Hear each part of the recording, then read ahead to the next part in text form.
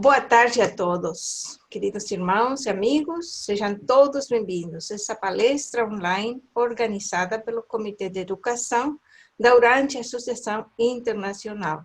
Essa palestra é apresentada por Henrique Traver sobre o tema O Reino de Deus. Agora gostaria de apresentar o nosso palestrante.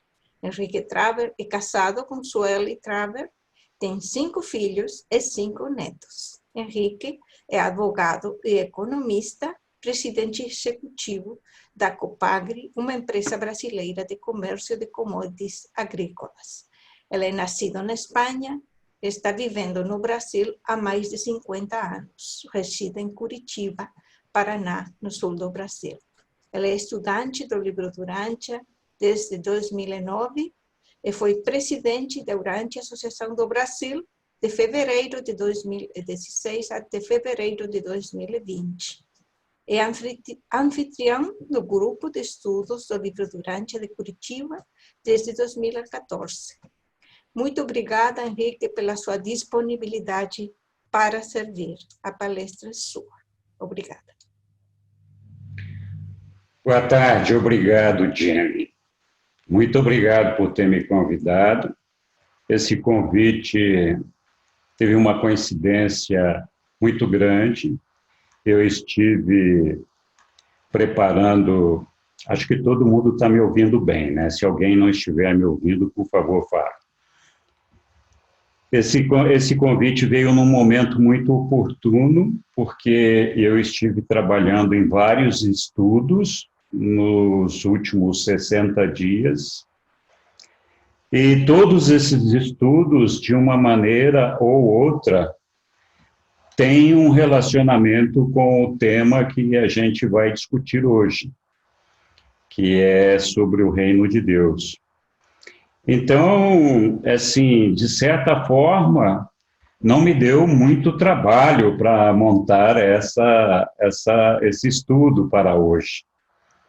Mas eu fiquei muito feliz com o resultado dele, e por ter tido essa oportunidade de ter tido todas essas interações com os diferentes estudos que eu estava fazendo, eu aprendi muito com esses estudos que eu estava fazendo.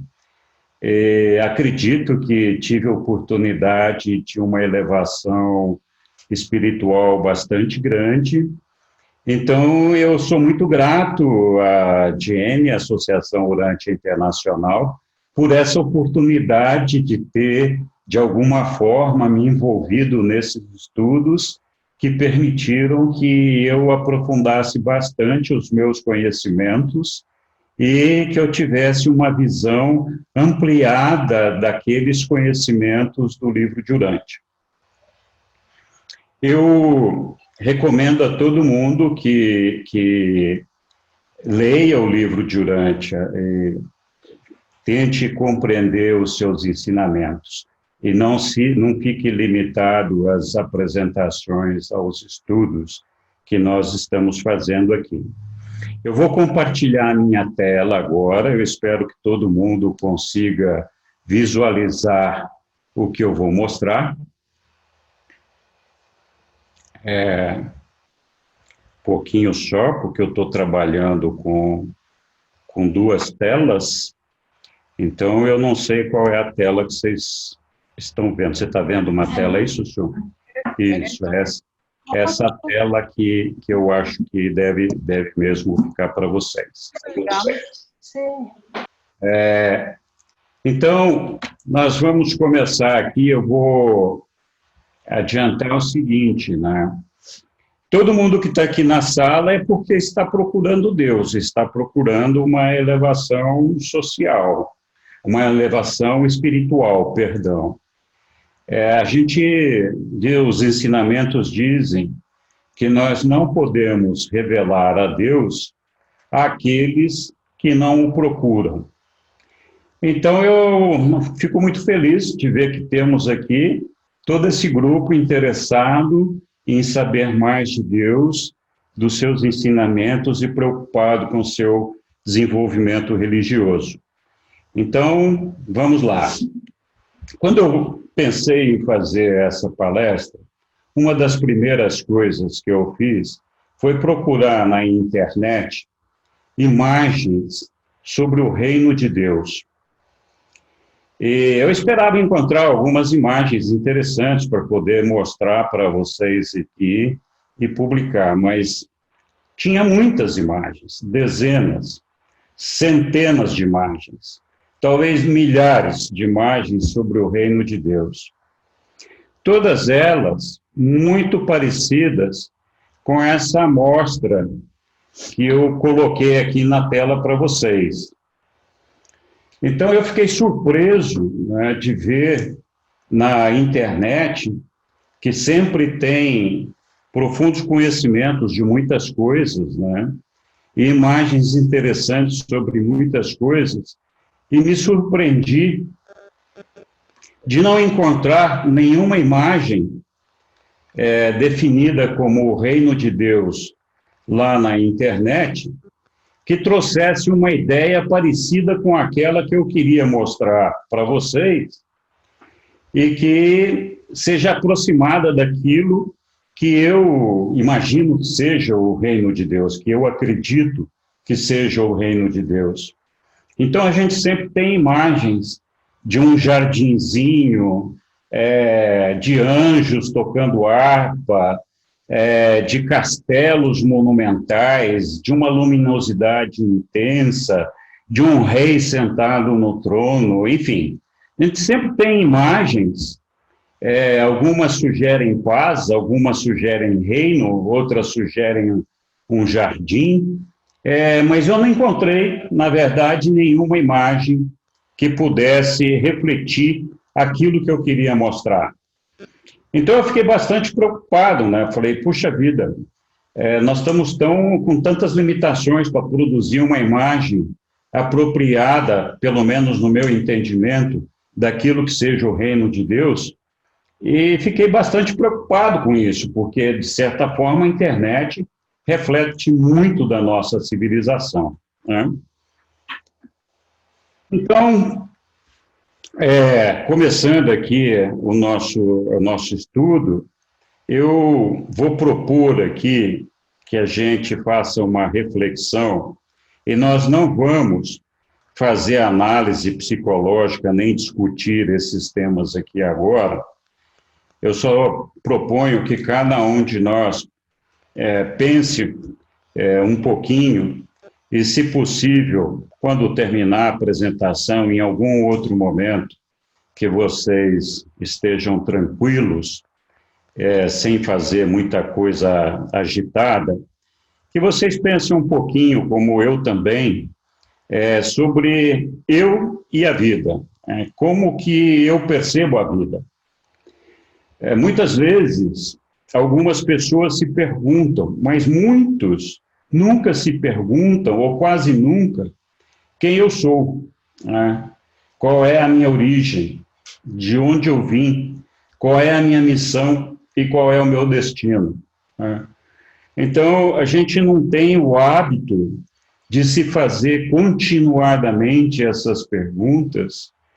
E, claro, se você não tem o hábito, ou eu não tenho o hábito de fazer essas perguntas, eu provavelmente também não busco as respostas para essas perguntas, né? O que significa que nós estamos confortáveis com o status quo, com a situação que nós estamos agora, né? Outra coisa para pensar é como que eu percebo esse momento que nós estamos vivendo. E como eu percebo o futuro, né? O que é o futuro para mim? O meu futuro é hoje à noite, é amanhã, esta semana que vem, o final deste ano, o final desta pandemia, é o ano que vem, ou a minha visão não chega muito mais longe que isso. Eu consigo imaginar o meu futuro depois da morte, por exemplo, eu alguma vez chego a pensar na morte. Outra coisa que às vezes me ocorre é o que eu mudaria no mundo, né? Eu estou feliz como o mundo está, eu acho que ele deveria ser diferente, o que, que poderia fazer? O que eu mudaria nesse mundo, se eu pudesse mudar alguma coisa? E como eu mudaria? Como eu faria para fazer essa mudança?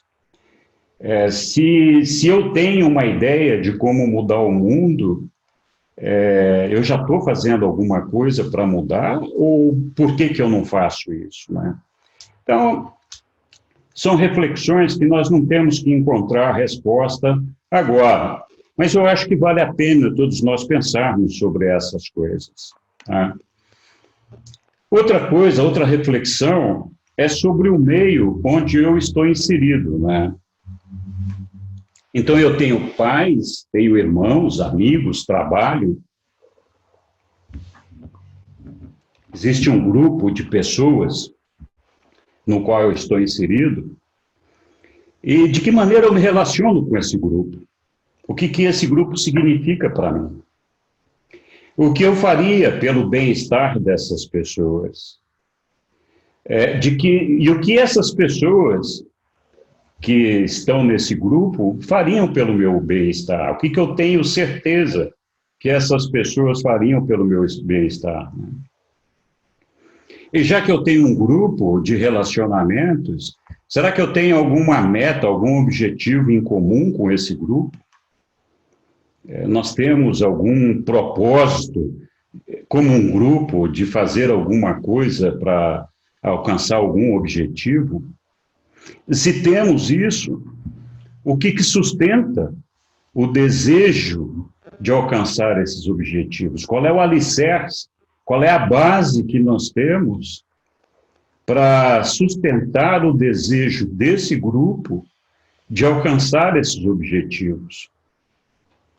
E me ocorre muito os grupos de estudo, por exemplo, do livro de Urantia, assim. Os grupos têm um propósito, pelo menos um propósito de elevação espiritual, sem entrar muito profundamente no tema. Mas ainda, se eu pensar sobre aquilo que eu domino, aquilo que é o meu domínio, aquilo que eu comando, aquilo que eu posso considerar o meu território, né? Eu construir uma família, quando eu falo de construir uma família, evidentemente, eu me refiro ao casal, né? Eu sou o criador dessa família, sou o controlador dessa família, o sustentador. O que, que é ser o criador dessa família, né? O criador, além de se casar, fazer os filhos, tem que se organizar, fazer uma casa, prover educação para os filhos, organizar, controlar tudo que está acontecendo, etc. Então, sustenta essa família não só financeiramente, com alimentos, com roupa, com casa, com saúde, com tudo que está envolvido no aspecto da vida material, mas também com educação, com desenvolvimento espiritual. Então, nós somos sustentadores dessa família, somos controladores, né? Tenho filhos, se eu tenho filhos, como é que eu percebo os meus filhos? E de que maneira se compara o amor que eu sinto por esses filhos com o amor que eu sinto pelos meus pais, por exemplo? Com o amor que eu sinto pelos meus irmãos, ou que eu sinto pelos meus amigos? Eu amo mais a esses filhos do que eu amo mais aos meus pais? Eu amo mais que meus irmãos? De que maneira fica esse relacionamento? Como é que eu me relaciono com eles? Se eu tivesse uma maneira de medir o tamanho do amor que a gente sente pelas pessoas, pelos filhos, pelos pais, pelos amigos, nessa escala, como ficaria esse amor que a gente tem pelos filhos? Seria igual? Seria menor? Seria maior? E como eu vejo o futuro dos meus filhos?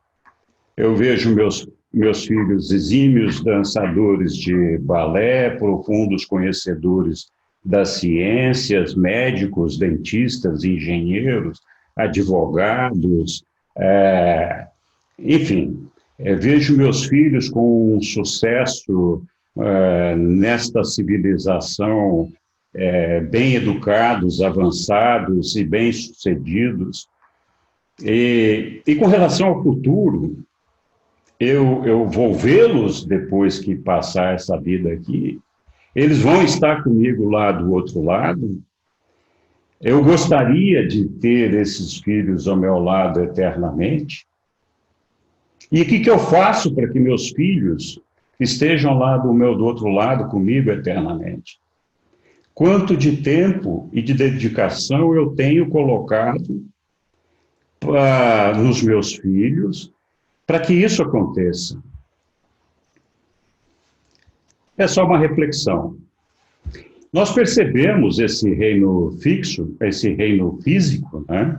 Porque para nós ele é muito real. Nós nascemos aqui, temos pais, filhos, família, né? Somos filhos do homem. Quando a gente fala que Jesus, por exemplo, era filho do homem, a gente está se referindo a isso, né? Ele era filho de um casal, de humanos, filho do homem. Assim como todos nós somos filhos do homem. Então, neste mundo, nós estamos inseridos. E a gente luta muito aqui. Mas não precisa fazer um esforço muito grande para a gente ver que a gente luta de uma maneira não muito sincronizada, não muito organizada. Muitas vezes até nós estamos lutando em direções opostas e diferentes. Não temos uma coordenação, uma motivação comum que nos leve na mesma direção, que nos conduza da mesma forma. As coisas vão acontecendo, vão evoluindo, vão avançando, e a gente vai aprendendo com os nossos conflitos, com os nossos desencontros, né? E a gente luta muito na certeza de que, mesmo tendo a certeza de que esse mundo é temporário, que a nossa participação nele vai terminar daqui a pouquinho. Se tem uma coisa que a gente tem certeza, é que todos nós vamos deixar esse mundo em algum momento. Este corpo vai terminar, vai acabar. Todo mundo tem essa certeza, ninguém gosta muito de pensar sobre isso, mas a gente sabe que isso vai acontecer. Então, a nossa percepção de futuro, muitas vezes, é de negação, porque a gente sabe que esse mundo é temporário para nós, nós sabemos que nós temos um prazo de validade aqui, e a gente tenta evitar pensar nesse assunto, né? Então, todas essas incertezas fazem com que a gente acabe fingindo que este mundo não vai terminar. Ele vai durar para sempre.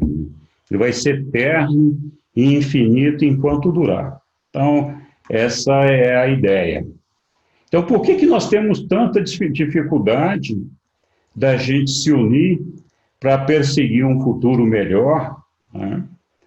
E conseguir alguma coisa aqui e agora que seja melhor para todo mundo, mas principalmente porque nós temos muita dificuldade, às vezes, de pensar além da morte, né? O que nos espera depois disso daqui, né? Então, falando um pouquinho do reino de Deus, né? O que vem a ser esse reino de Deus? A gente sempre fala do reino de Deus, Jesus falou muito do reino de Deus, proclamou o reino de Deus, e com muita frequência a gente ouve falar dele, mas o que vem a ser o reino de Deus? E de que maneira esse reino, né, se compara com o nosso domínio físico, este mundo material em que nós estamos, né? Então, admitindo que eu gostasse desse reino, qual seria meu futuro nele, né? E qual seria o futuro das pessoas que eu amo, aquelas que eu quero bem nesse reino?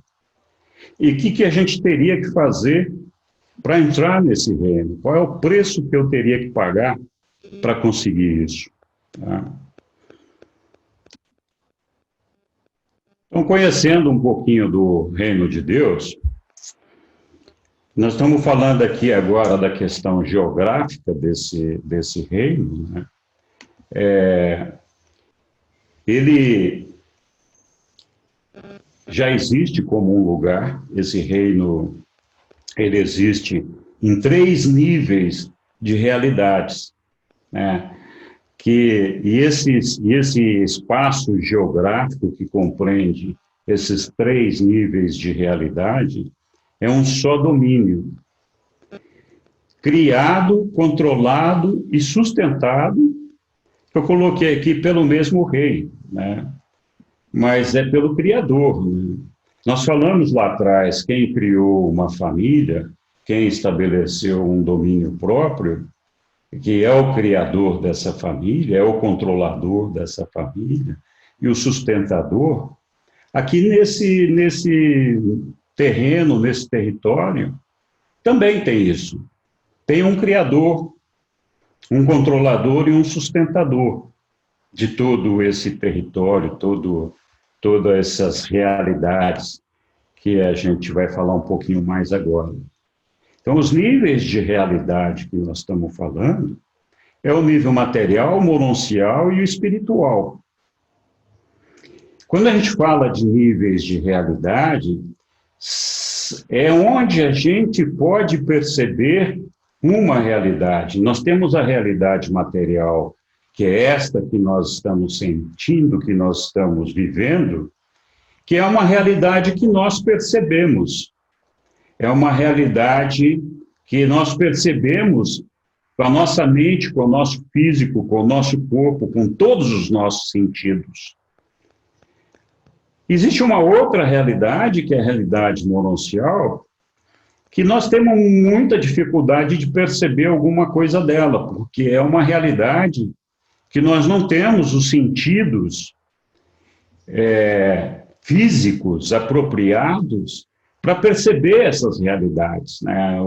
Os reveladores nos contam que no mundo mononcial, as personalidades, as pessoas, possuem 70 sentidos.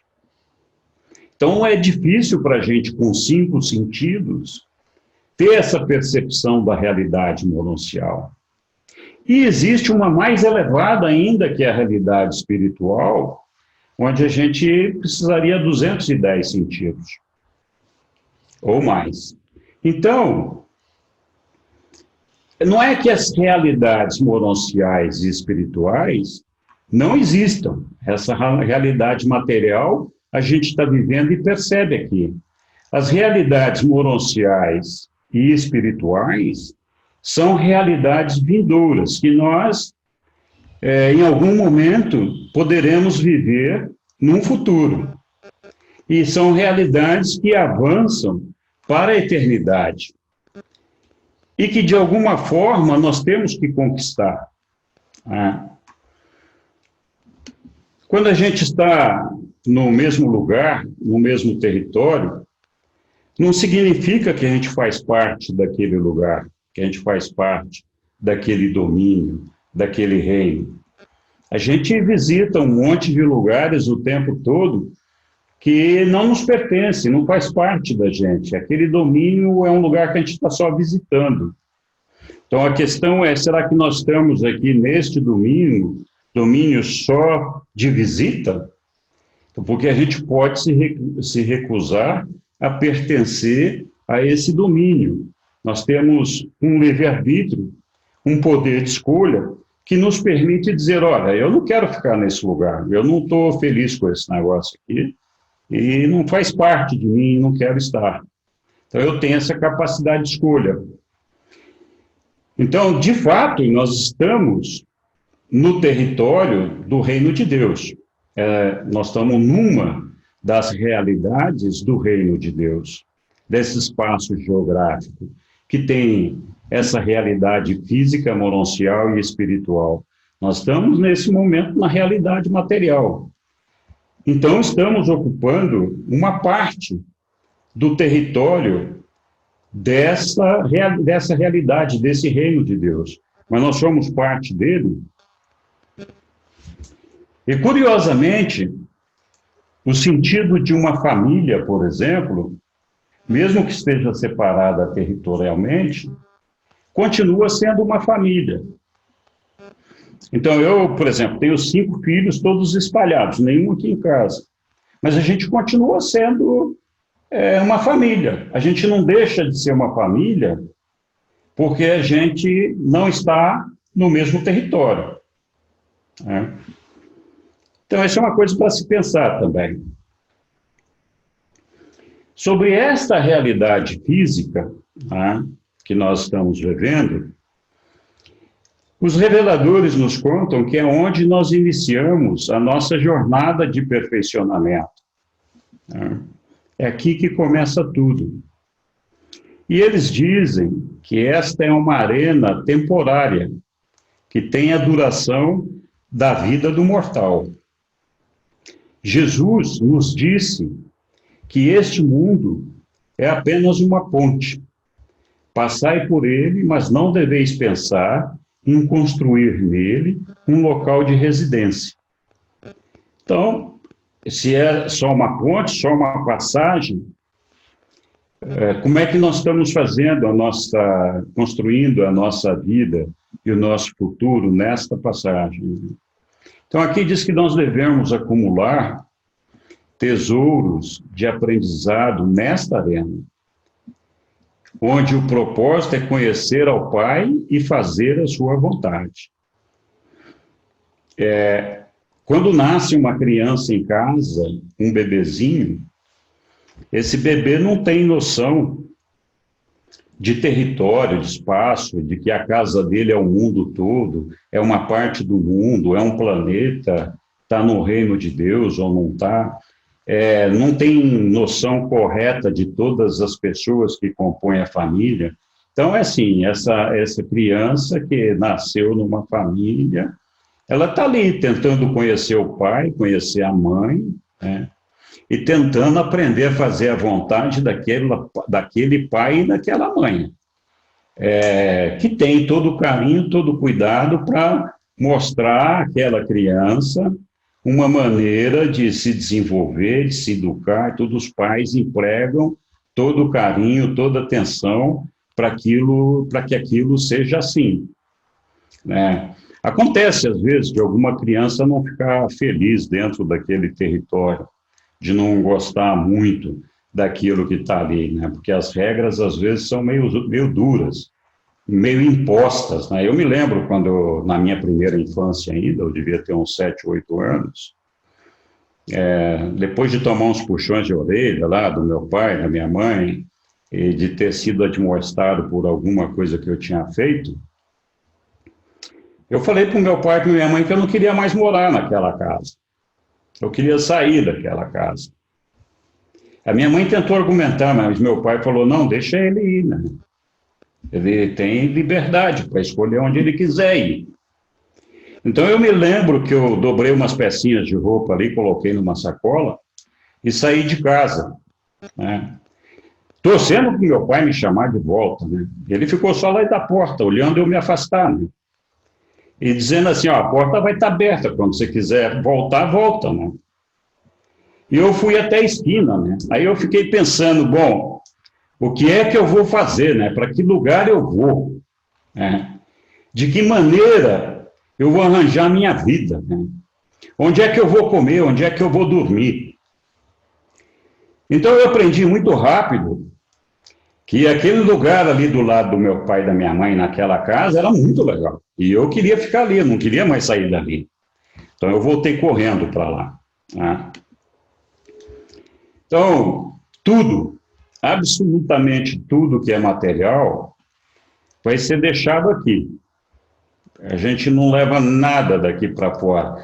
Nós, entre nós mesmos, no mundo material, a gente fala que caixão não tem gaveta, né? Mas a gente gosta de acumular riquezas, coisas, um monte de coisa.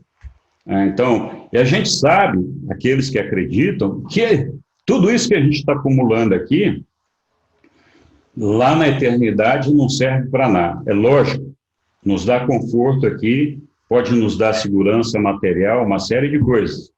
Mas são tesouros que realmente não contribuem para o nosso futuro lá na eternidade. Esses tesouros são exatamente como aquela malinha que eu fiz quando eu saí de casa E fiquei pensando, quando eu cheguei na esquina, onde é que eu ia dormir, onde é que eu ia comer, o que eu ia fazer. Aquela malinha não me servia para nada, né? Então, Jesus disse: eu proclamo um caminho melhor para os capacitados a entrar no reino. Eles desfrutarão do descanso divino, e não importando o que vos custará em termos das coisas deste mundo para entrar no reino celeste, recebereis muitas vezes mais em júbilo e progresso espiritual na vida eterna, nas idades que virão. Então, Jesus está dizendo aqui que não importa o que a gente abandone aqui, o que a gente deixa aqui. Nós vamos receber lá muito mais do que nós temos aqui. Assim, tipo, café pequeno que a gente tem aqui. Não serve para nada. Mas só vai entrar lá quem estiver capacitado. Vamos falar mais disso. Todas as experiências de aperfeiçoamento e tudo o que for de valor espiritual nos acompanhará pela eternidade. Esses são os tesouros que nós devemos acumular. O passaporte, então, para a eternidade é fazer a vontade do Pai.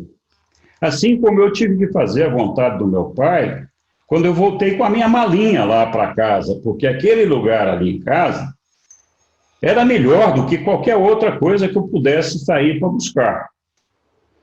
Então eu aprendi muito rápido que a casa do meu pai ali era o melhor lugar do mundo para mim. E se eu quisesse ficar ali, eu tinha que fazer a vontade do meu pai.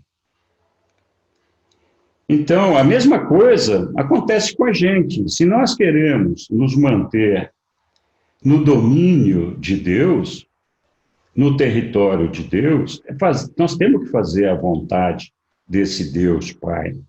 Aí muitas pessoas falam, não, mas então eu sou obrigado a me submeter a fazer coisas. Então, não é obrigado a nada. Você precisa conhecer o seu Pai e saber qual é a vontade dele e por que existe aquela vontade. Por que ele coloca aquela vontade? Se a gente aprender a descobrir isso, com certeza, nós vamos concordar que a vontade dele é melhor do que a nossa. É uma questão de descobrir só. Então, o que afinal vem a ser o reino de Deus, né? O reino de Deus é uma família. Deus, o Pai, ele é o Senhor desse domínio. Então, assim como eu criei uma família, criei meus filhos, tenho esposa, casa e todo esse negócio, o Pai é o Senhor desse domínio. Quem conhece o livro de Urante, conhece o que os reveladores nos contam, viram lá que ele criou 7 trilhões de mundos habitados. E não para aí, né? Isso se estende pelos espaços e anéis exteriores, né? E uma miríade de seres, todos eles considerados filhos do Criador. Ele é o Criador. Ele criou tudo isso, né? E ele é o controlador. O controlador é aquele que garante que essa criação não vai colapsar. Um planeta não vai bater no outro, não vai faltar energia, não vai faltar luz nesses mundos dele. Pode faltar aqui na nossa casa, mas não vai faltar energia para controlar os universos dos universos. Não vai faltar toda a matéria necessária e toda a energia física para fazer que isso esteja controlado. Não vai haver possibilidade de uma desorganização do universo dos universos que ele entre em colapso. Então, ele é o controlador, ele faz com que tudo isso funcione. E ele é o controlador também dessa família. Ele é o controlador da família no sentido de fazer com que essa família possa crescer, possa evoluir, possa se educar, possa ser bem-sucedida nesse reino.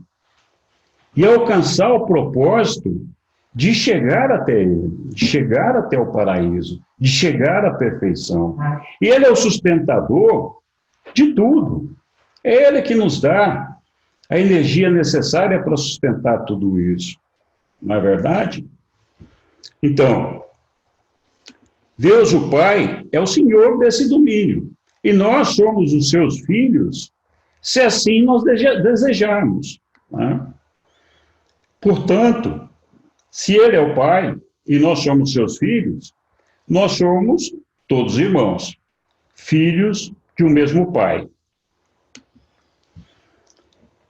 Jesus, quando esteve entre nós, ele dedicou praticamente toda a sua segunda parte, depois do batismo, a parte dele na vida pública aqui entre nós, justamente para revelar esse reino e essa família para todos os homens. Então, durante uma das reuniões de treinamento que ele fazia com os seus apóstolos, ele repetiu para todos eles, né, a sua missão pós-batismal, depois do batismo.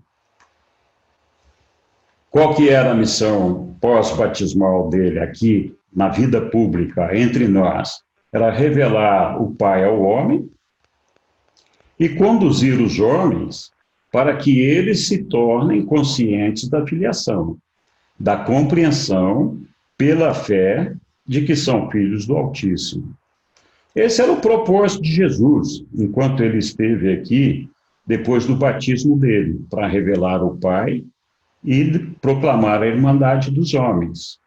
Antes do batismo, Jesus viveu uma vida, a vida do homem, para ele mesmo experienciar a vida dos seres criados por ele. Então, lá ele não tinha esse propósito de revelar o Pai e de revelar a irmandade dos homens, veio por oportunidade da sua missão depois do período do seu batismo. E qual é que era o propósito disso daí? Onde ele queria chegar com essa revelação do homem e da irmandade dos homens? Então, a meta era mostrar que todos podem entrar no reino dos céus. Que o reino dos céus é acessível para todos nós, enquanto estando aqui na carne. Né? E, claro, alcançar, em algum momento, a nossa fusão com o ajustador do pensamento. Então, nós falamos agora há pouco, todos nós somos filhos do homem. Deus é espírito. Então, Deus vem habitar a nossa mente, com o ajustador do pensamento, justamente para fazer com que nós possamos nascer do espírito e nos transformar também em espírito. Então, sermos, além de filhos do homem, filhos do espírito. E essa condição de filhos do espírito, a gente alcança através da fusão com o ajustador do pensamento. Mas a gente não alcança a fusão com o nosso ajustador do pensamento se a gente não entrar nos reinos do céu.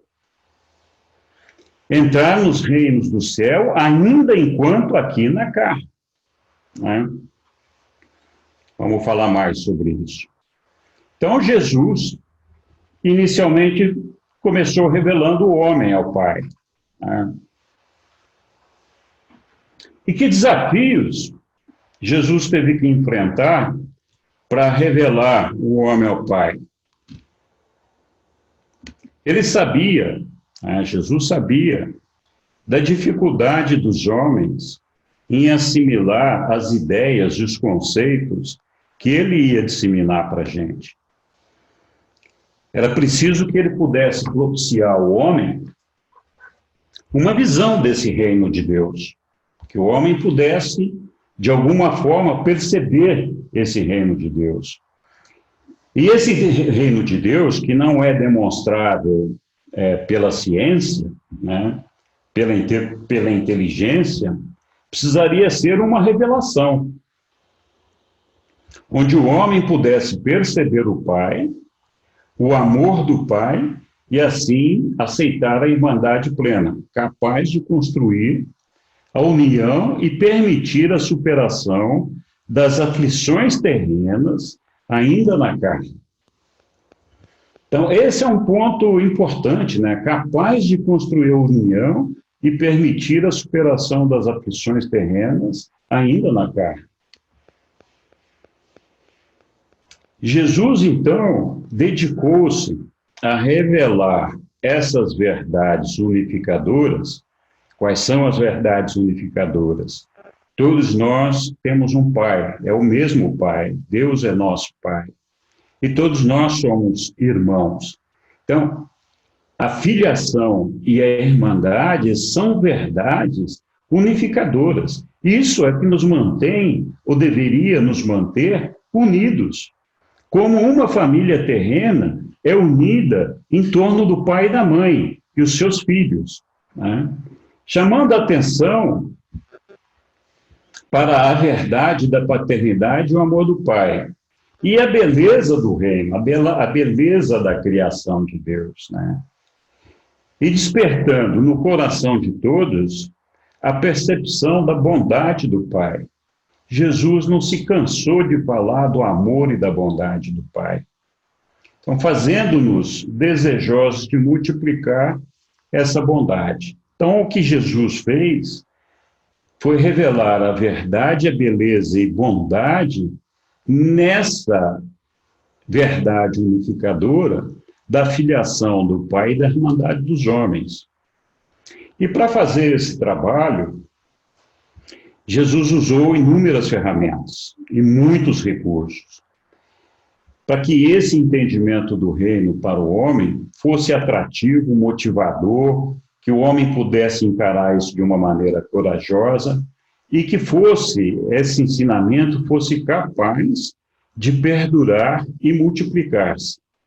Então, entre essas ferramentas e recursos que Jesus usou, a gente pode destacar o exemplo de Jesus, que foi um exemplo de amor, de serviço desinteressado, a sua retidão. E a retidão é uma coisa muito importante para destacar em todos aqueles que têm fé.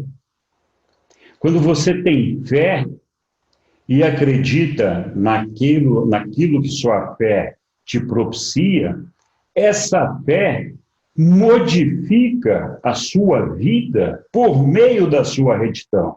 Então, isso traz um sentido de lealdade àquilo que você acredita, àquilo que você deseja alcançar, àquilo que você almeja. É diferente de uma crença. A crença não muda a sua vida.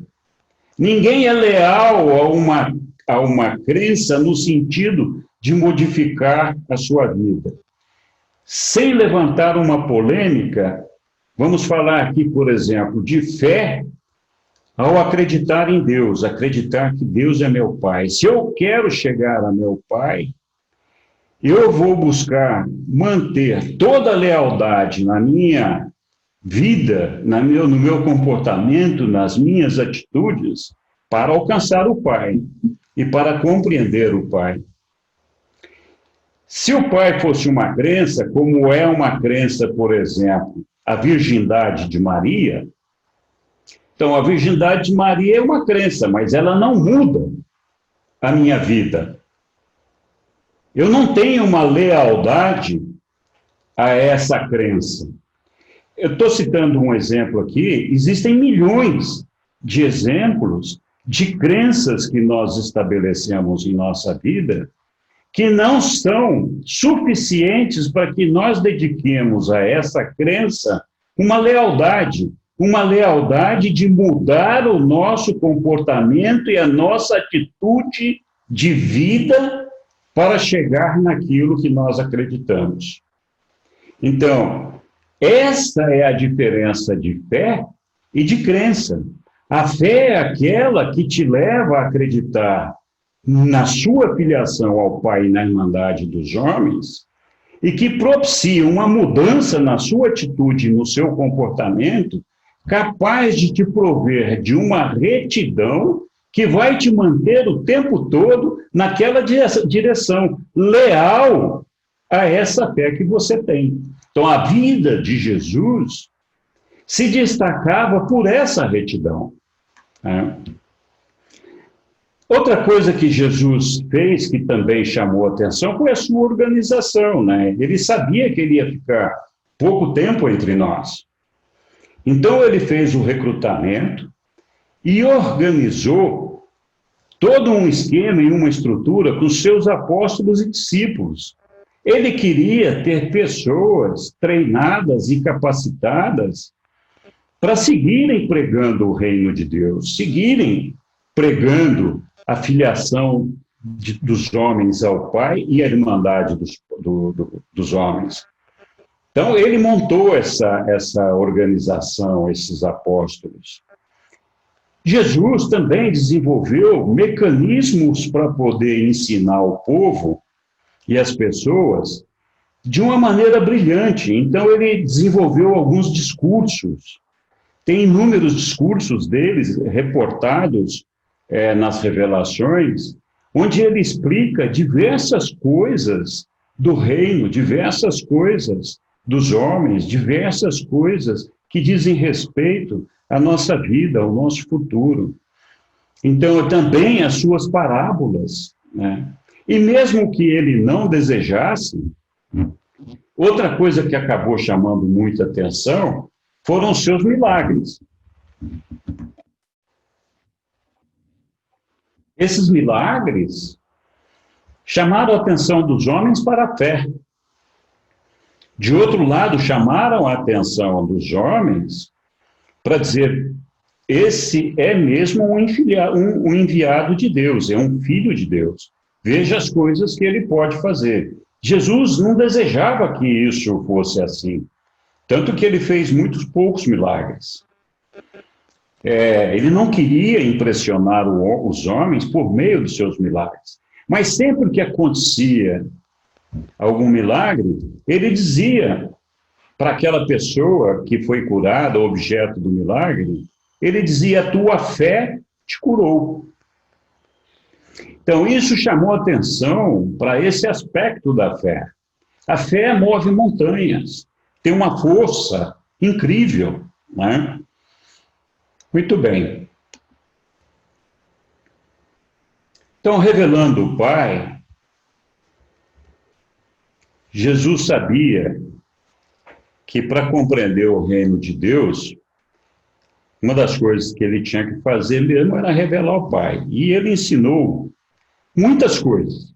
Não dá para colocar aqui numa apresentação tudo que Jesus falou sobre o Pai, para nos revelar esse Pai de amor, esse Pai cuidadoso com todos nós.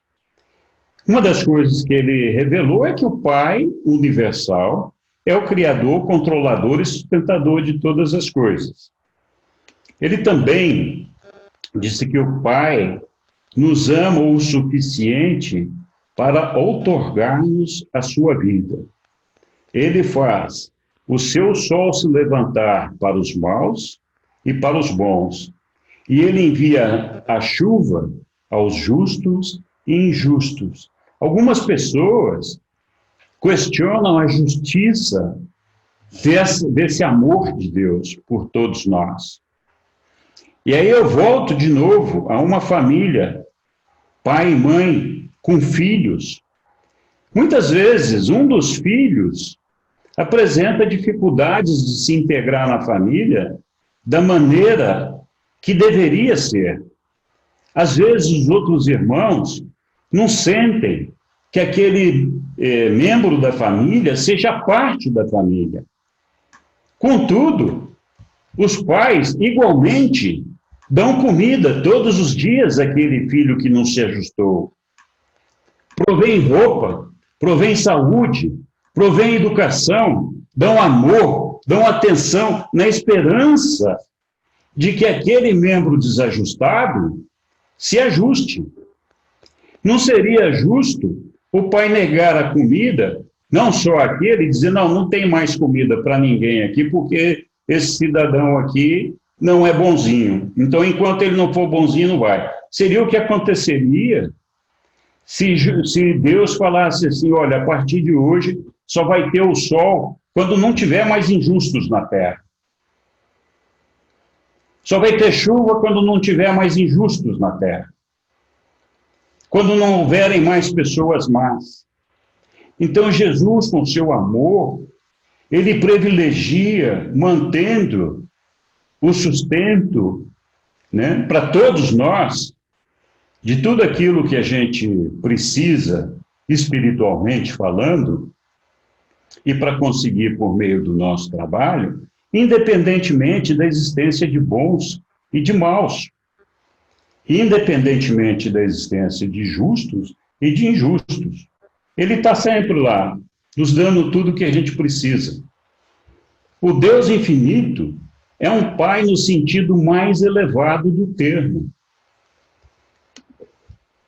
O Pai universal, ele é o segredo da realidade, da outorga e destino da personalidade. Quando nós falamos da personalidade, nós podemos fazer uma associação um pouquinho não muito apropriada, mas que serve para o pensamento humano, para a mente humana, de pessoas. O Pai é uma pessoa. Deus é uma pessoa. Ele é uma personalidade. Assim como nós somos pessoas. Não fosse isso, nós não poderíamos estabelecer uma relação amorosa, uma relação de família, uma relação de entendimento de pessoas. Então, ele é o segredo dessa realidade. É ele quem outorga as personalidades. Em algum momento, a partir do momento que nós fomos concebidos, ele nos deu uma personalidade, para que nós pudéssemos ser uma pessoa. Porque, enquanto filhos do homem, enquanto no corpo, nós somos apenas um animal, como é um outro animal qualquer, que termina com a sua vida material. Então, a possibilidade de existência futura e de relacionamento e de estabelecimento de ideais da existência do amor existe, porque nós somos pessoas, nós somos personalidades. Os animais têm um afeto gregário, um afeto um pelo outro, e às vezes até formam famílias entre eles, mas eles não têm essa relação de amor que as personalidades têm, capaz de estabelecer objetivos, metas e de alcance idealista, com uma performance de um ideal. Deus ama não a maneira de um pai. Ele não imita um pai. Ele ama como pai. Ele é um pai, né?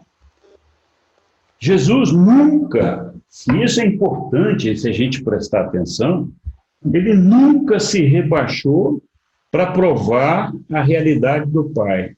Jesus nunca, em nenhum momento, tentou para nós provar que o Pai existe. O seu ensinamento centrava-se na declaração de que ele e o Pai eram um, e de quem havia visto o Filho tinha visto o Pai. Então, ele nunca pediu aos homens que acreditassem no seu Pai. Ele tinha como certo que todos eles acreditavam. Ele nunca teve essa preocupação de provar a existência do Pai. Continuando, ele nos disse que o Pai fala dentro do nosso coração humano, e com uma voz calma e suave, que ele diz: este é o caminho, caminho por ele. E Jesus disse: tu não compreendes que Deus reside dentro de ti, que Ele transformou-se no que tu és, para que Ele possa fazer de ti o que Ele é. Então, o Pai não nos abandonou lá à própria sorte, dizer, ó, você está aí, e agora se vira para chegar até mim.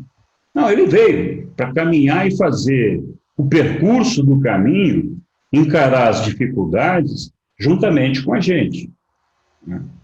O vosso Pai sabe das vossas necessidades antes mesmo de ir despedir a Ele.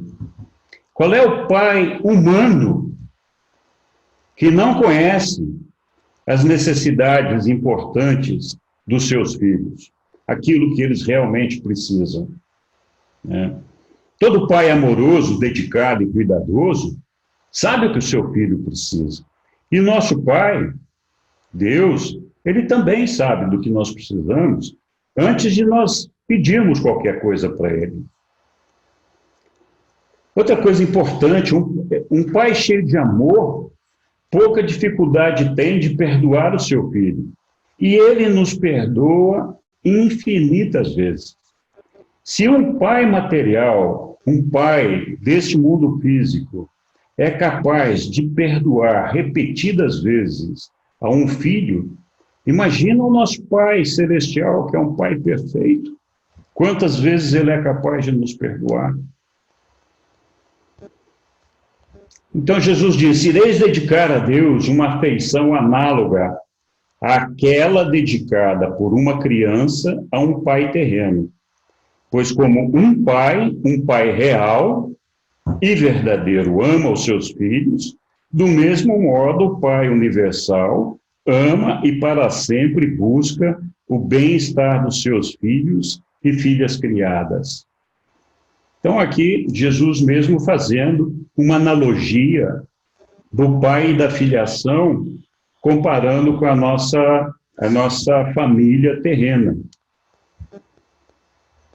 Ainda, o teu problema não é que não consigas encontrar Deus, pois o Pai já te encontrou.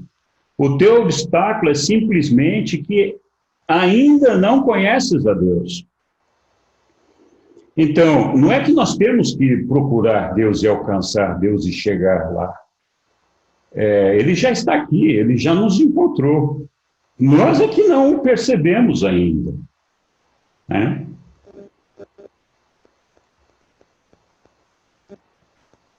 A maneira de perceber o Pai é percebê-lo no nosso coração. A nossa mente, por si só, não é capaz de perceber o Pai com as suas qualidades. Jesus sabia que Deus somente pode ser reconhecido pelas realidades na experiência. Então, nós temos que experienciar, viver essa realidade do Pai. Ele não pode nunca ser compreendido pelo mero ensinamento da mente. Nós temos muitas coisas que nós conhecemos na nossa mente, inclusive coisas físicas. Por exemplo, a Torre Eiffel. Muita gente já ouviu falar dela, sabe da realidade dela, e sabe da forma dela e da existência dela. Mas a única maneira de você receber o impacto real do que ela significa é compreendendo a cultura francesa e estando lá, presenciando ela fisicamente, vivendo aquela experiência. Então, aceitar na minha mente que o Pai existe e que Ele é meu Pai, não significa o reconhecimento e a compreensão que eu posso ter desse Pai. É preciso que eu viva essa experiência como uma coisa real na minha vida. E isso não se transfere. Não tem livro de Urântia que dê jeito nisso. Não tem curso, não tem estudo que dê solução nisso. O homem tem que buscar isso por si mesmo. Ele tem o seu ajustador do pensamento lá dentro dele, tentando conduzir o tempo todo para isso, né? Então, nós podemos conhecer a Deus não pela compreensão do que Jesus disse, mas conhecendo o que Jesus foi. E Jesus foi uma revelação de Deus. Se os mortais, isso aqui é muito interessante, se os mortais fossem levados até a presença do Pai, eles não saberiam que estariam junto dele. Seriam tão insensíveis à presença do Pai Universal quanto o são agora. E essa é uma realidade. O Pai está na nossa mente. Nós estamos na presença dele. Então, às vezes, nós ficamos imaginando que nós temos que ir até o paraíso para estar na presença dele. Se nós fôssemos lá, nós não o perceberíamos. Da mesma forma que nós, muitas vezes, não o percebemos agora, ele estando aqui na nossa mente, ele está conosco. Jesus, numa conversa com seu pai, José, ali, enquanto estavam visitando Jerusalém e visitando o templo lá, a primeira visita de Jesus, e Jesus ficou horrorizado com algumas coisas que ele viu lá, principalmente a ideia e o conceito que as pessoas faziam do Pai. Ele disse: meu Pai, não pode ser verdade. O Pai não trata assim os filhos que erram pela terra. O Pai Celeste não ama os seus filhos menos do que tu me amas. O meu Pai nos céus não me ama menos do que o meu Pai na terra. Então, eu acho que esse sentimento de Jesus é um sentimento legítimo que todos nós devemos carregar dentro de nós. E ter essa confiança de que o Pai nos ama muito mais do que nos ama o nosso Pai terreno, o nosso Pai na carne. Se nós temos confiança no nosso Pai na carne, mais razão nós temos para ter confiança no nosso Pai celestial. O homem mortal não pode conhecer a infinitude do Pai Celeste, porque nós somos limitados, somos finitos. Mas o homem finito pode, de fato, sentir, literalmente experimentar o impacto pleno de um amor tão infinito quanto o do Pai. Quando a gente percebe isso, quando a gente consegue sentir esse amor do Pai, nós somos invadidos por um conforto, uma felicidade, uma segurança tão grande que nós nos sentimos como se nós não fôssemos parte dessa vida material, como se nós já tivéssemos entrado no reino do Pai.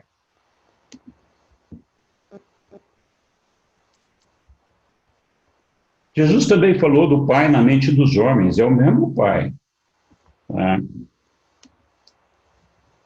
Jesus, enquanto homem, desenvolveu a sua alma humana, alcançando o que seria o ponto de fusão com seu ajustador do pensamento, que é a presença do Pai em nós.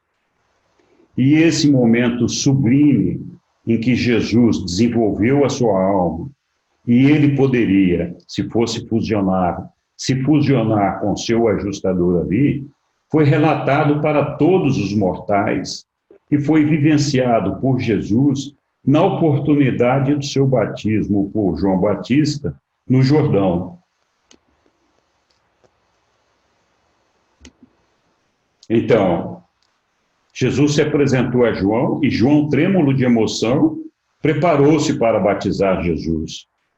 E batizou Jesus e seus dois irmãos, Tiago e Judá, que o estavam acompanhando. E os 4 homens ainda estavam na água e ouviram um som estranho e logo surgiu uma aparição momentânea por sobre a cabeça de Jesus. E eles ouviram uma voz dizendo: este é o meu filho adorado, em quem eu muito me comprazo.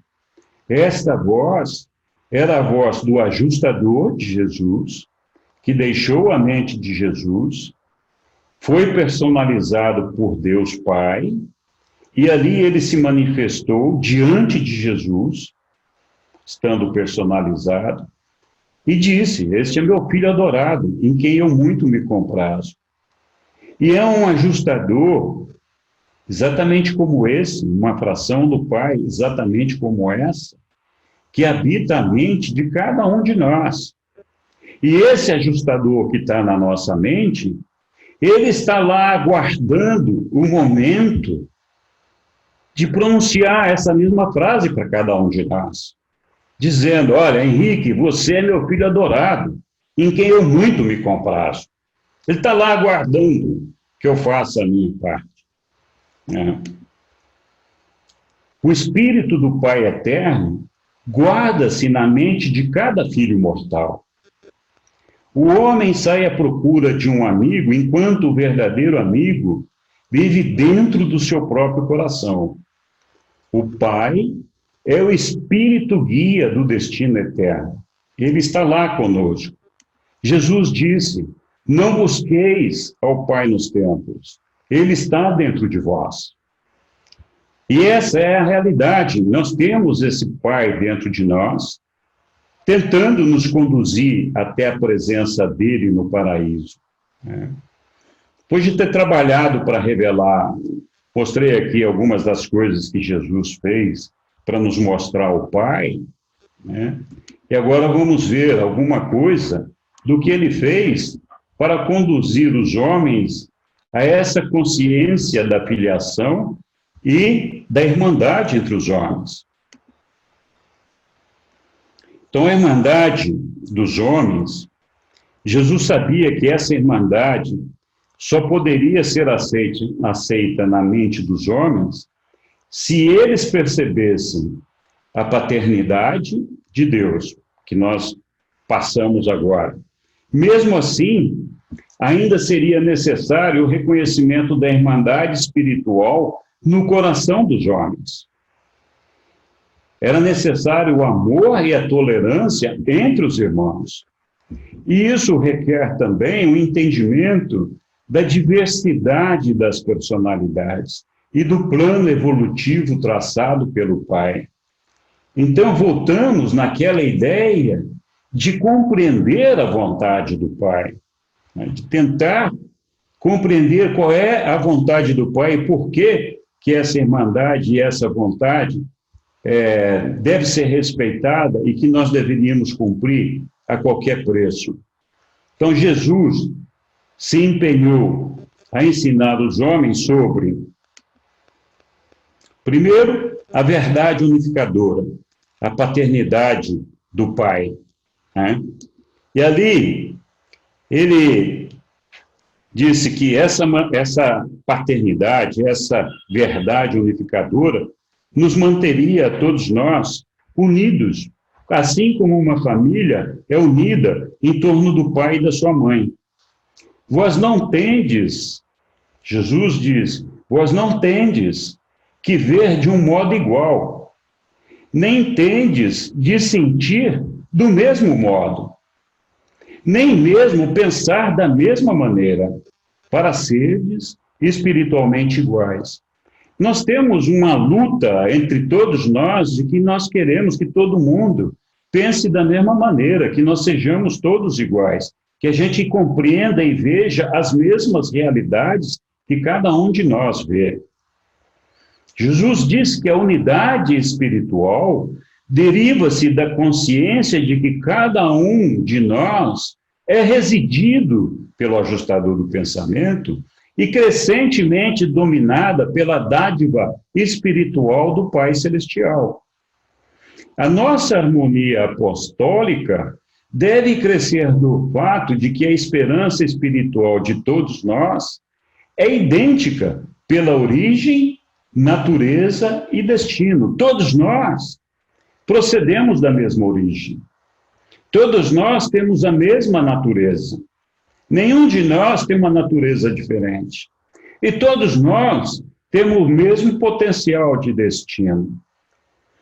Então, é natural que nós sejamos diferentes. Nós não temos que ser todos iguais e não somos mesmos. Assim como os filhos de um casal não são iguais. Mas todos eles são filhos e são irmãos da mesma forma. Eles têm o mesmo pai. Então, eu vim ao mundo para proclamar a liberdade espiritual, com o fito de que os mortais pudessem ter o poder de viver vidas individuais de originalidade e liberdade diante de Deus. Eu não desejo que a harmonia social e a paz fraterna sejam compradas com o sacrifício livre da personalidade e da originalidade espiritual. Então, a harmonia social e a paz não é tão importante quanto a gente entender que a gente é filho de um só pai, irmão, e que nós somos diferentes. Nós temos maneiras de pensar e de agir diferentes. E essa diferença faz com que a harmonia social seja difícil mesmo.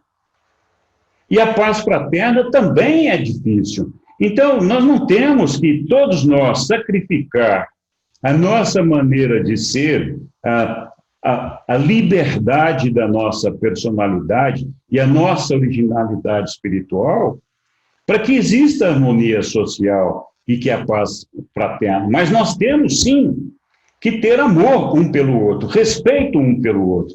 E Jesus disse: o que eu vos peço, meus apóstolos, é a unidade espiritual.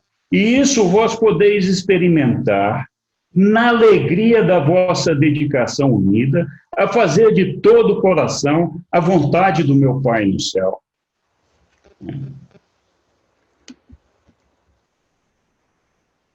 Então, a verdade unificadora. E aí, Jesus entendeu que deveria revelar o processo evolutivo. Ele nos disse: nós temos que ser perfeitos como o vosso Pai, o Pai é perfeito. Né? E o que ele disse a respeito disso? Que o propósito evolutivo criado pelo Pai para todas as personalidades que habitam o universo dos universos, ressaltando sempre a beleza da diversidade necessária ao crescimento mútuo, quando acorada no amor e na unidade espiritual. Então, Jesus continuou a instruir os seus discípulos na realização do propósito principal de toda a luta humana. E esse propósito é de alcançar a perfeição, a própria realização divina. E ele sempre lhes lembrava: sede perfeitos como o vosso Pai no céu é perfeito. Tende sempre em mente que Deus e os homens necessitam uns aos outros. Eles são mutuamente necessários para a realização plena e final da experiência eterna da personalidade, no destino divino da finalidade do universo. Ou seja, todos nós temos um propósito evolutivo de alcançar a Deus.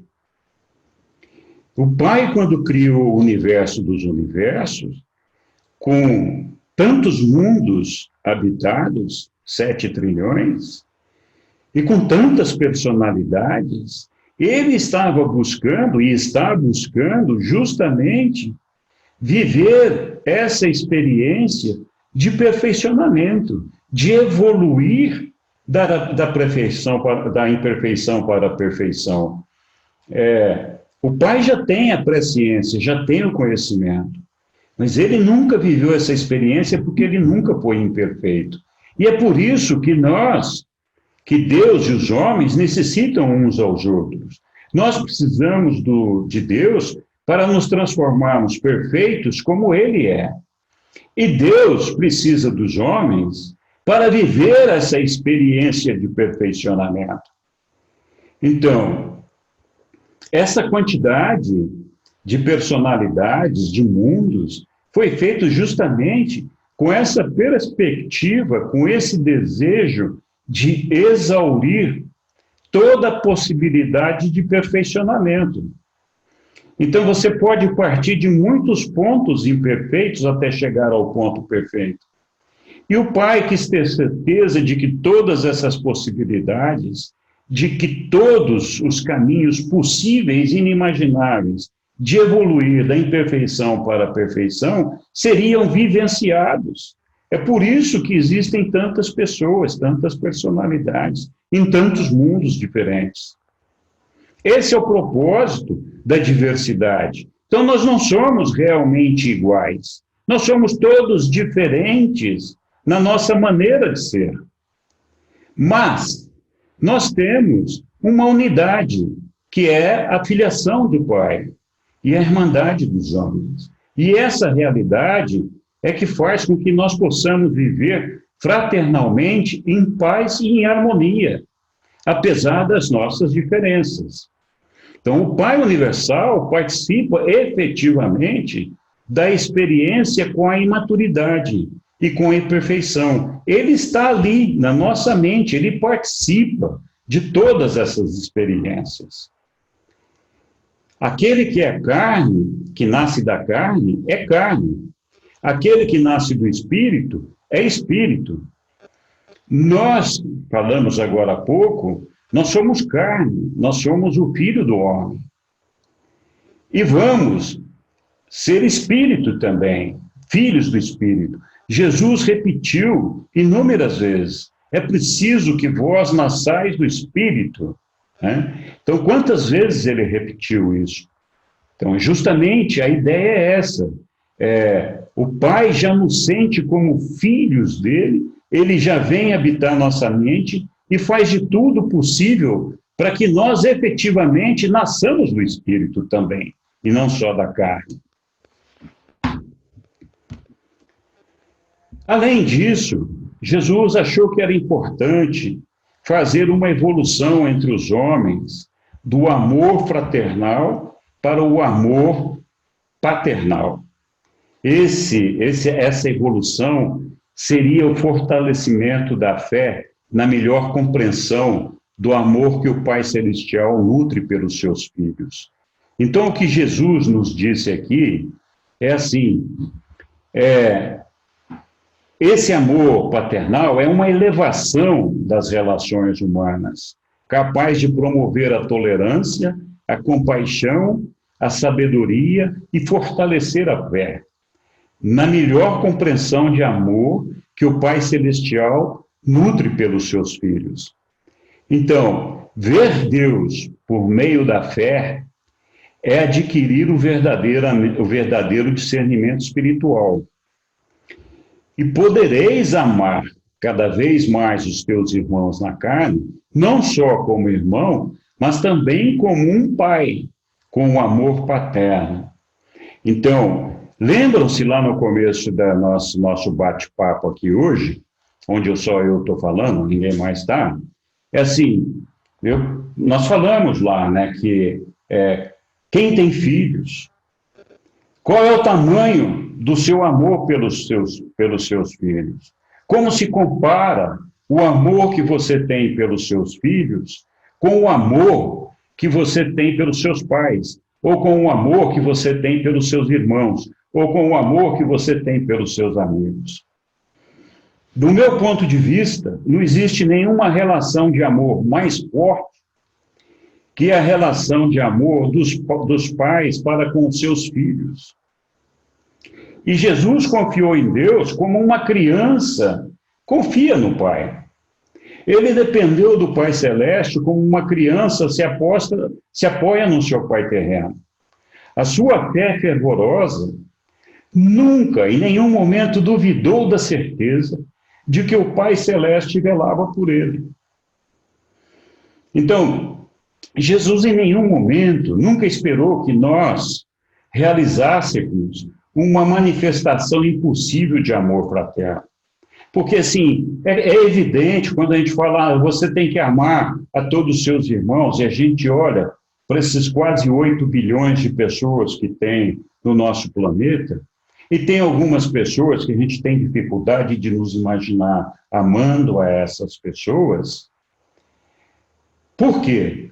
Porque nós não enxergamos essas pessoas todas da mesma maneira que o Pai as enxerga, que o Pai nos vê. Se nós enxergarmos essas pessoas com o amor que o Pai nos enxerga, nós seremos capazes de ter por essas pessoas uma empatia e um amor como a gente tem por um bebê, ou por uma pessoa que tem necessidade, que tem carências, que precisa de ajuda, que precisa de amor.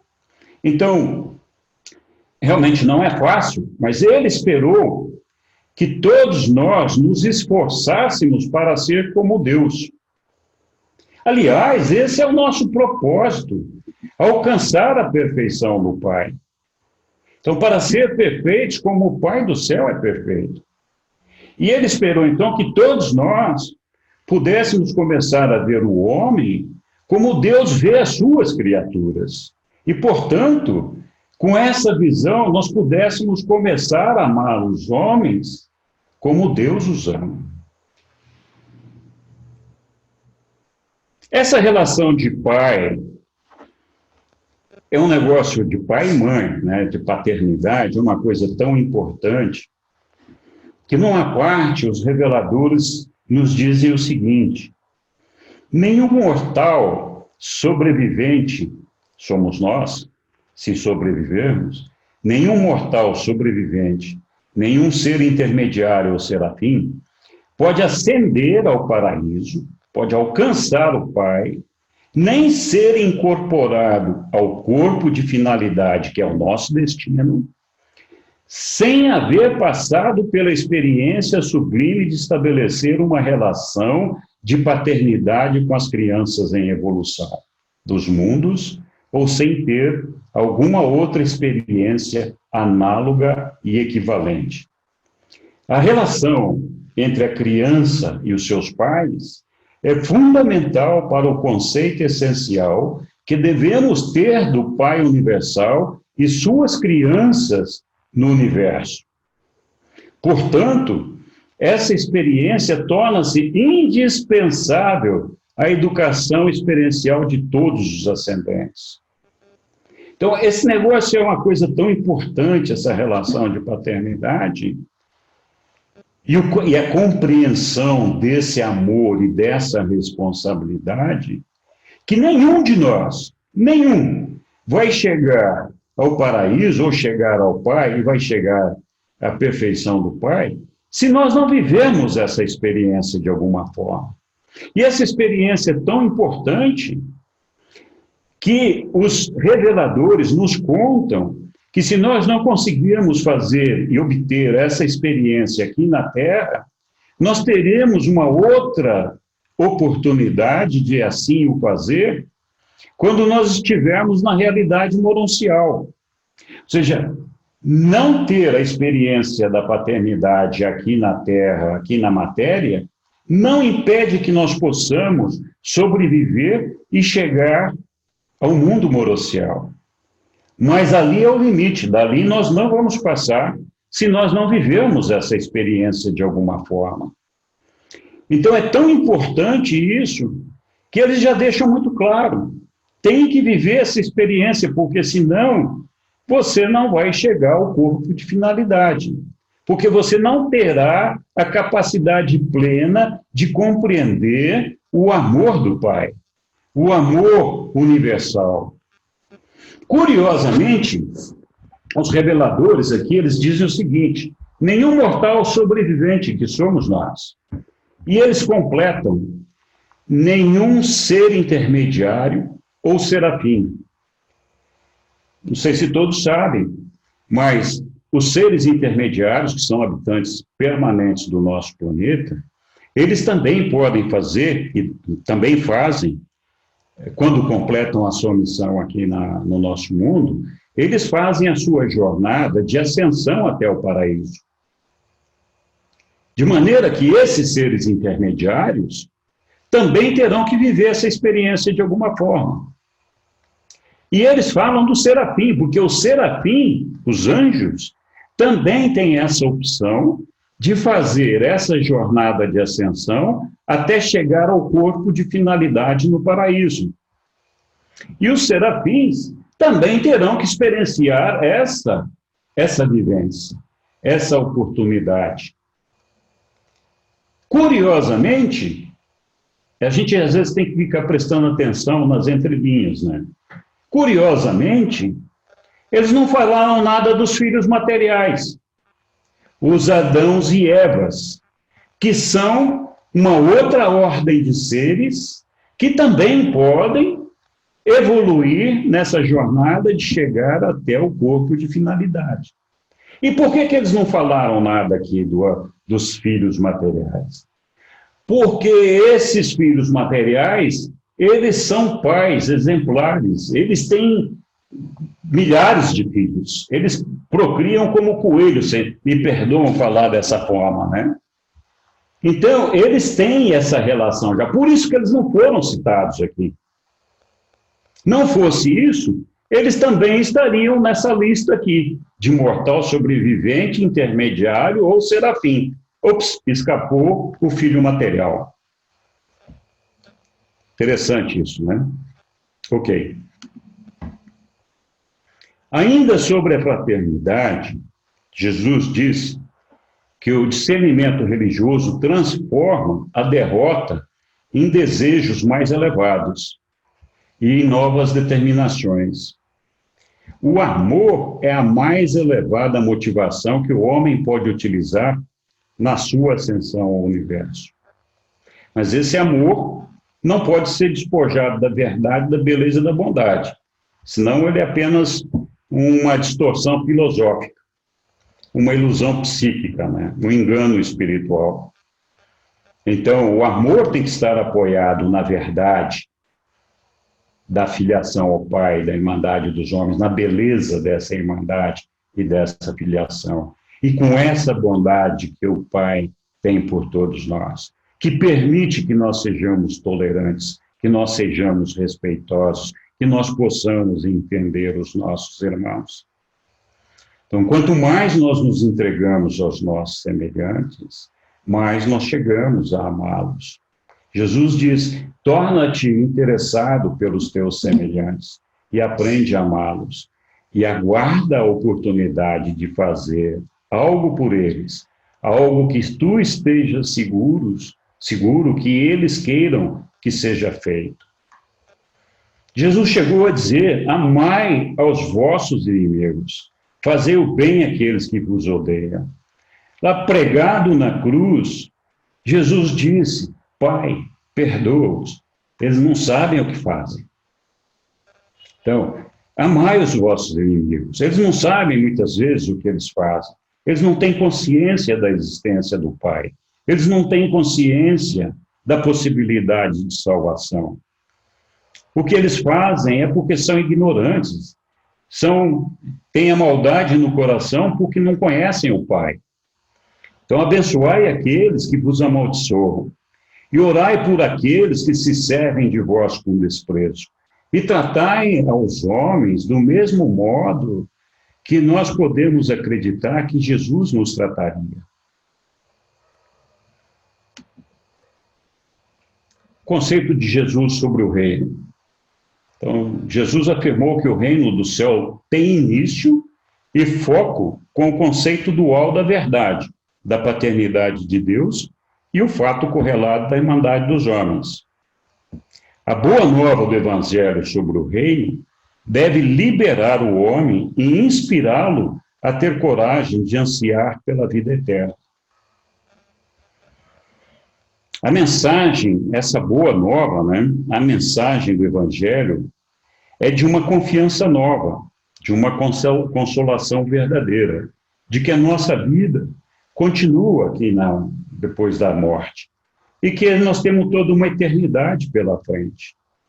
Em si mesmo, é um novo padrão de valores morais, uma nova medida ética com a qual nós podemos avaliar a conduta humana. Ela ilustra o ideal resultante de uma nova ordem da sociedade humana. Ela ensina a primazia do espiritual sobre o material. Nós falamos lá atrás. Não adianta acumular coisas materiais aqui, que nós não vamos levar para lugar nenhum. E a vida material, ela tem prazo de validade, ela acaba. E é por isso que a vida espiritual tem primazia, ela é eterna. Ela nos leva para junto do Pai e nos confere a eternidade, para que nós estejamos ao lado dele, compartilhando da glória dele. Ela glorifica as realidades espirituais e ressalta os ideais supra-humanos. Esse novo evangelho ressalta a realização espiritual como a verdadeira meta da vida. Está aqui. Nós temos uma meta. Qual deveria ser a nossa meta? De alcançar a irmandade dos homens?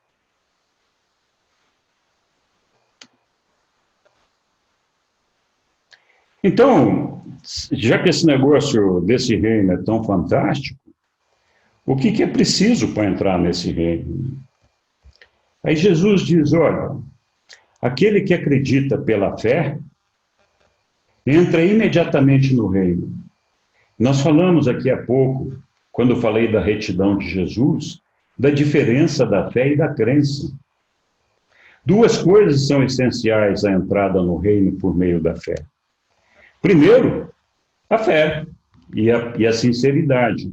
Então, vir como uma criancinha, receber o dom da filiação como uma dádiva e submeter-se a fazer a vontade do Pai, que é o reconhecimento da paternidade dele e da nossa irmandade, sem questionar e em confiança plena e genuína a sabedoria do Pai.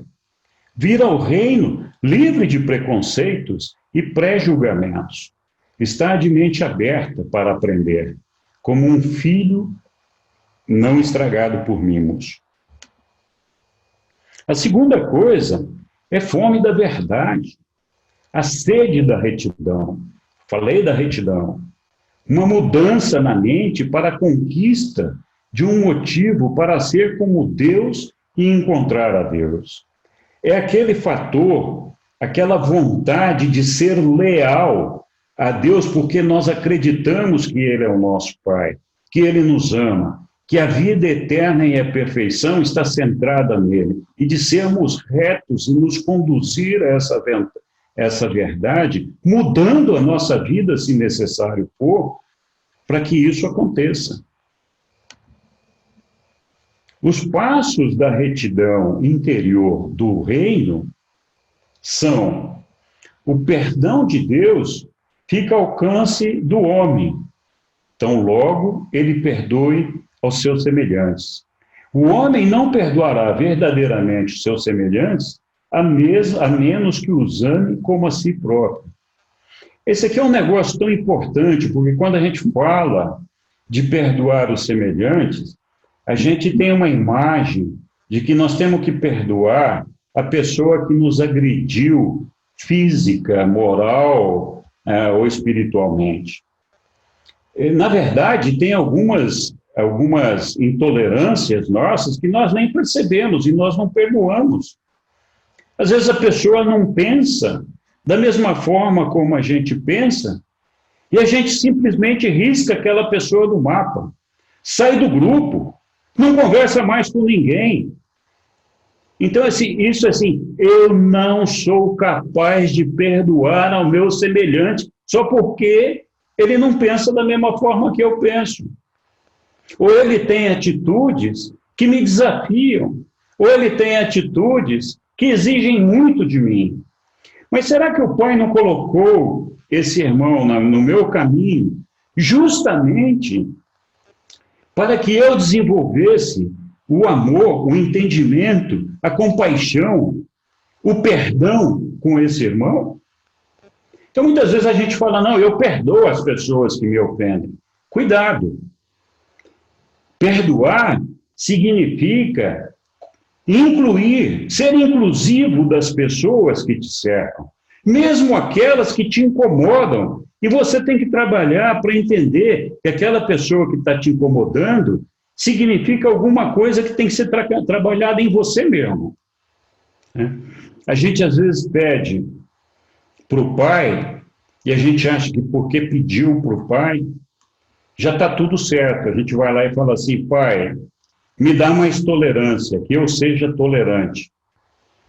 E aí a gente pensa que o Pai vai lá, bate uma varinha mágica na nossa cabeça, e como eu pedi tolerância, a partir daquele momento eu sou mais tolerante.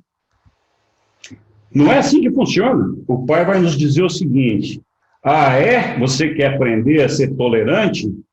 Toma fulano X aqui, toma ciclano Y ali.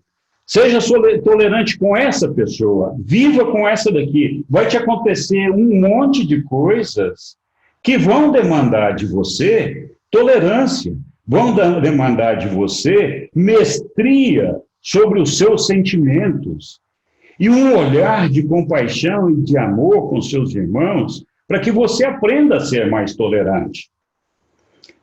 O pai não vai fazer o seu trabalho. Você pediu tolerância, ele vai te dar milhares de situações para você aprender a ter tolerância. Então, amar assim ao próximo como a ti mesmo, nisso está a mais elevada ética. A conduta moral, a verdadeira retidão, é o amor natural, é o resultado natural desse amor.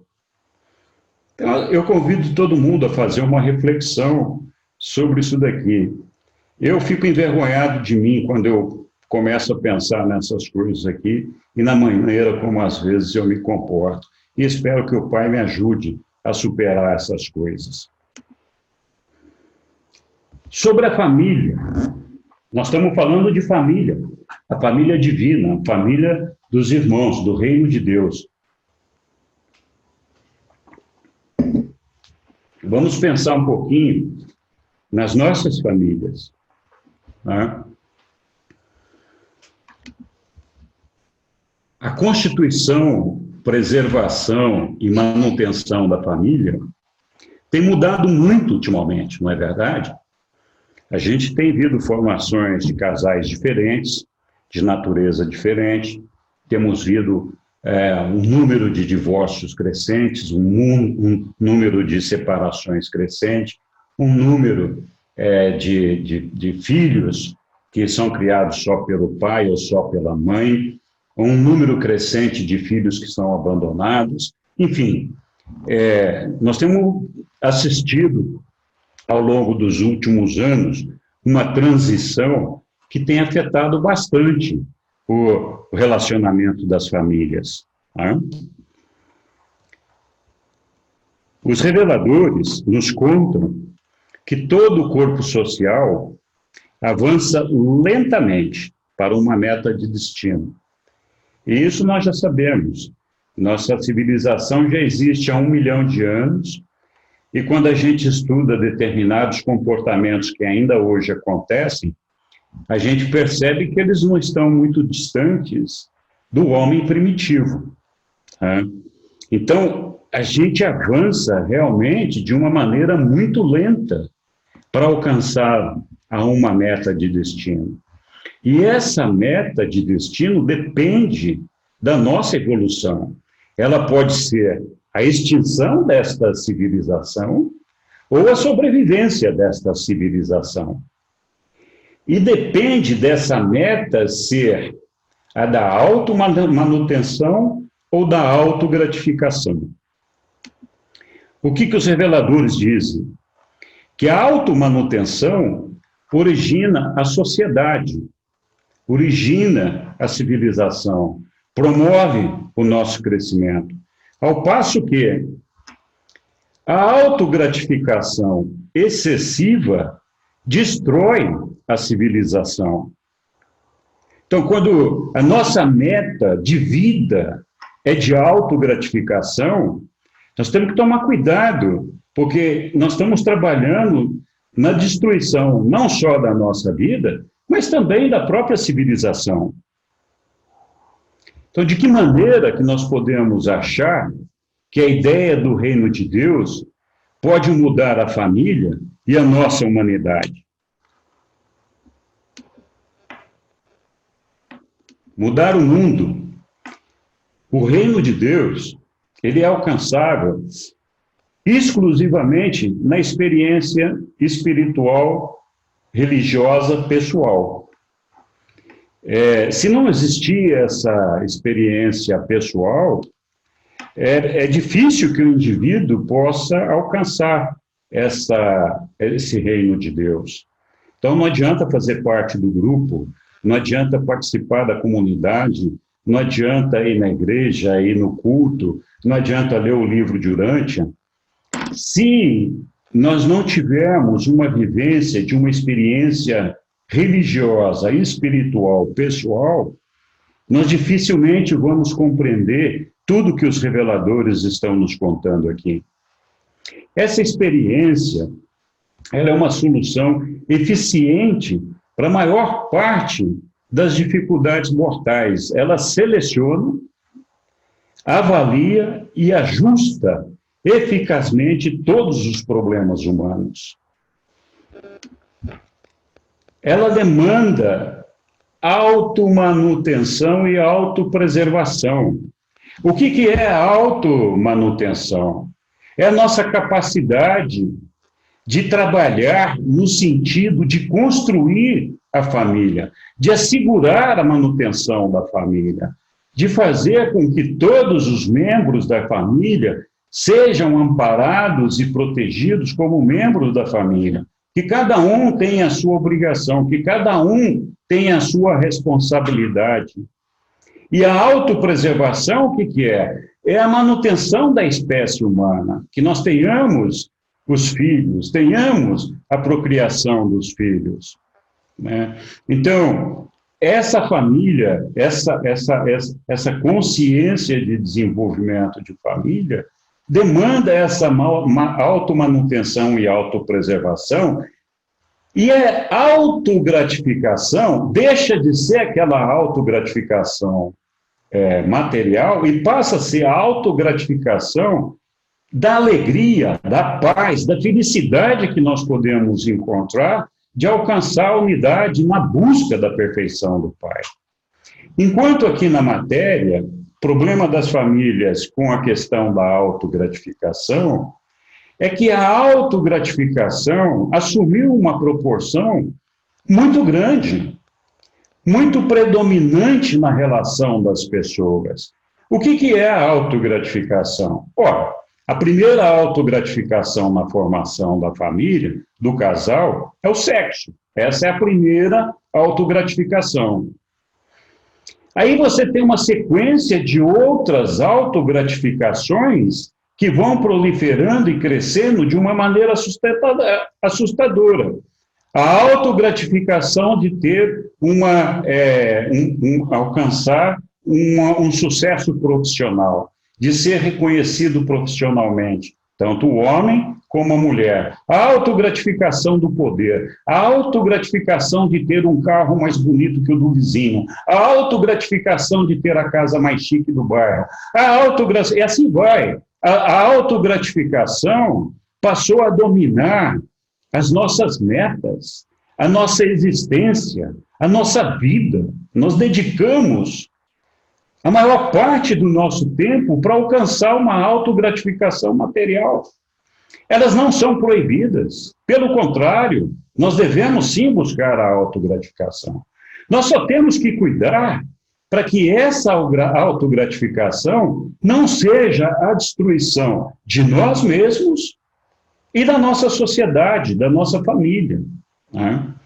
Então, a autogratificação que nós vamos buscar no reino de Deus é a alegria de ver que todos os nossos filhos, aqui na terra, todos os nossos irmãos, nós os encontraremos lá quando nós alcançarmos o paraíso.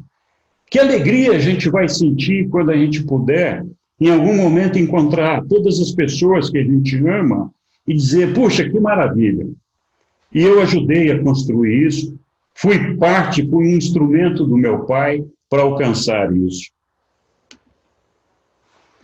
Então, a religião, ela não remove nem destrói os problemas humanos, mas ela dissolve-os, ela absorve-os, ela ilumina-os e transcende-os. É claro que ter essa convicção não suprime os nossos sofrimentos, não suprime as nossas doenças, não suprime os nossos desafios, assim como não suprimiu na vida de Jesus. Ele também passou por tudo isso. Mas isso faz com que nós encaremos esses desafios com a confiança no Pai, com a confiança de saber que o Pai está ao nosso lado, com a confiança de saber que nós não vamos terminar a nossa vida aqui com a nossa morte material, com a confiança de que nós vamos alcançar o paraíso, com a confiança de que o Pai nos ama e Ele vela por nós. Essa é a diferença. Nós vamos encarar esses desafios todos com a confiança de que nós somos filhos de Deus, né? A irmandade dos homens, na unidade espiritual, é o que pode nos unir na busca de objetivos comuns. Lembra, eu perguntei lá atrás, quais são os nossos objetivos comuns? De sermos todos por um e um por todos, né? Nós temos essa meta, nós temos esse objetivo. Como eu posso mudar o mundo? O reconhecimento da irmandade reside no amor e no serviço aos nossos semelhantes, como Jesus nos ensinou. Tu aprenderás a amar mais os teus irmãos quando conseguires aprender a amar mais o Pai no céu. E após te haveres tornado realmente mais interessado no bem-estar deles, no tempo, assim como na eternidade. Então, quanto de interesse nós temos no bem-estar do grupo no qual nós estamos inseridos neste mundo material? E quanto de interesse esse grupo, essas pessoas, têm no interesse do meu bem-estar? Considerai que nunca estamos sós. O Pai está sempre conosco. Muito obrigado a todos vocês.